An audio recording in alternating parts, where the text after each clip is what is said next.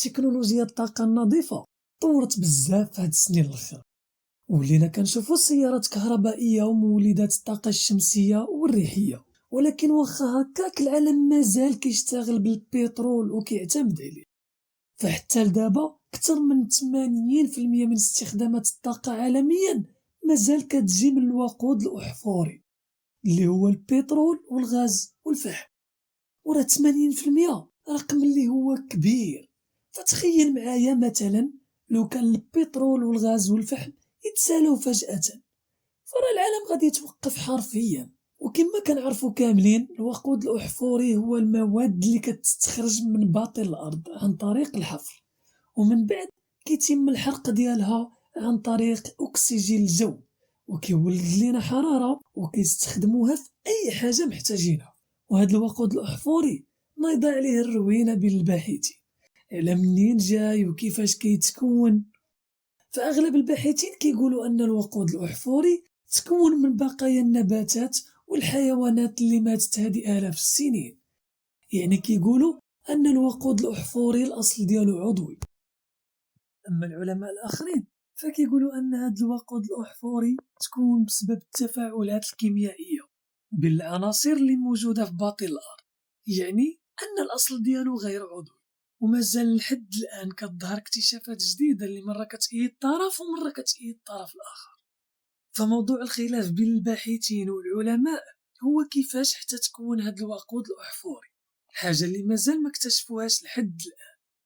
وإلا مشينا مع الرأي الأول اللي هو أن الوقود الأحفوري تكون من بقايا النباتات والحيوانات اللي ماتت هذه ملايين السنين، فهذا الشيء كيعني أنه غادي يجي واحد الوقت ويتسالى من الأرض، لأن الكائنات اللي ماتت وتحولت لوقود أكيد العدد ديالها محدود، يعني ماشي ما عندهاش نهاية.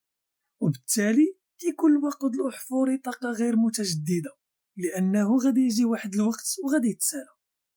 أما إلا مشينا على أساس النظرية الثانية اللي كتقول أن الوقود الأحفوري الأصل ديالو ماشي عضوي وإنما من التفاعلات الكيميائية اللي كتوقع في باطن الأرض، فهاد الشيء كيعني أنه طاقة متجددة، يعني ما عمرو غادي يتسالى. ومن بين الأدلة اللي كيقدموها العلماء باش يأكدوا على أن الوقود الأحفوري تكون من التفاعلات الكيميائية في باطن الأرض هي الحقول النفطية اللي كاينة في سيبيريا وخليج المكسيك. فهاد الحقول واحد الوقت كانوا تسالاو من النفط، ومن بعد واحد المدة رجعوا كيضخوا من جديد. وهاد الشيء اللي وقع خلى العلماء دايخين ومخربقين وفي دوامة من الأبحاث والدراسات. نرجعوا النظرية الأولى اللي كتقول على أن الوقود الأحفوري الأصل ديالو عضوي ونفترضوها على أنها صحيحة. ففي هاد الحالة واش غادي نقدروا نعرفوه فوقاش غادي يتسالى ولا حتى غادي نتفاجئوا به على غفلة؟ العلماء والجهات المختصة اختلفوا في التقديرات اللي عطاو بالنسبة للاحتياط اللي كاين في الأرض، يعني اختلفوا في شحال كاين ديال الوقود الأحفوري في الأرض. فاحنا غادي نخليوهم مختلفين وغادي ناخدو تقدير معهد البترول الأمريكي. هاد المعهد كيتوقع أن النفط غادي يتسالى في الفترة ما بين 2062 و 2094، وهاد التقديرات صعيب أننا نعتمدو عليها لأن هاد التقديرات أصلا جاية من معدل الاستهلاك.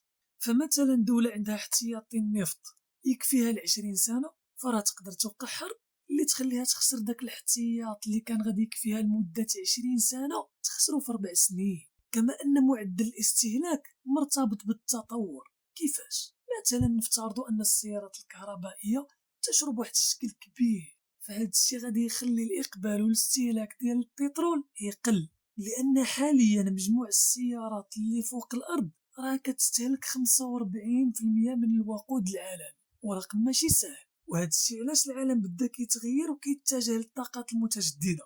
فحسب توقعات صندوق النقد الدولي فراه السيارات الكهربائية غادي تنتشر بواحد الشكل كبير، وغادي تولي كتشكل 90% من السيارات اللي كاينه سنة 2040.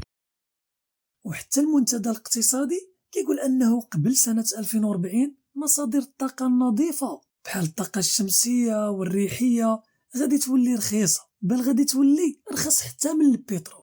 ومع الاتجاه ديال العالم للطاقات المتجددة فهاد الشيء كيعني أن الغاز الأحفوري غادي يبقى المدة أكثر، لأن الاستهلاك ديالو غادي يقل، فالاحتياط ديال الوقود الاحفوري كيتقدر بالكميات اللي متوقعين يستخرجوها، ماشي بالكميات اللي كاينه في الارض ومازال ما استخرجات.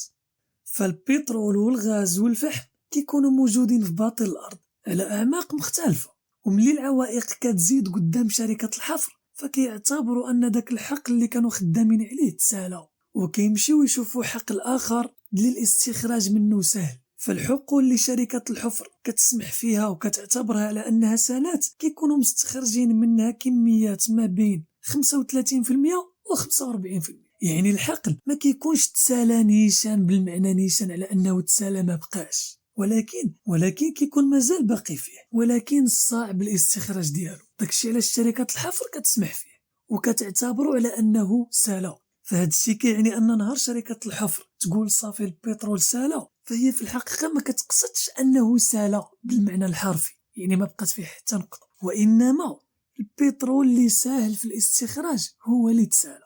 وفي الأخير هاد الوقود الأحفوري كيسبب المشاكل بزاف للكرة الأرضية، وهو السبب الأول للاحتباس الحراري، لأن ملي كنحرقوا الوقود الأحفوري كتطلع منه غازات سامة وكتراكم في الغلاف الجوي وبزاف ديال المشاكل الأخرى. هاد الشيء علاش دول العالم كيتجهوا للطاقة النظيفة وباغيين يساليو مع هاد الوقود الأحفوري بصفة نهائية. فلذلك ماشي مهم فوقاش البترول يكمل، وإنما اللي مهم فوقاش العالم يتخلص منه.